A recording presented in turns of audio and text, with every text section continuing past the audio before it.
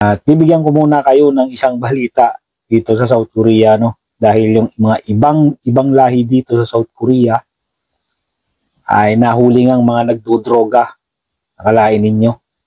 Dito pa talaga dumayo sa South Korea ng mga kawalang hiyaan.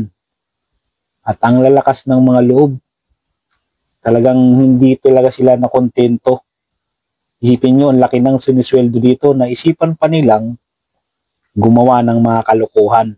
Ito po ay mga kabayan na hindi ito mga Pinoy, ano? Ito ay mga ibang lahi.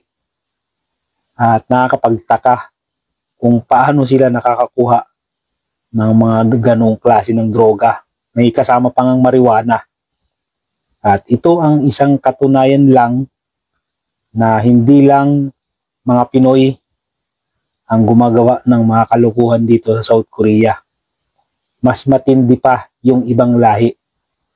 Kaya doon sa mga nagsasabi na sira na ang image ng mga Pinoy dito at hindi na raw kukuha ng mga Pinoy worker, ay huwag kayong maniniwala doon dahil mas malala ang ginagawang mga kalukuhan ng mga ibang lahi dito kaysa sa mga Pinoy.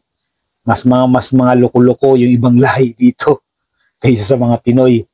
At panoorin natin ang video niyan.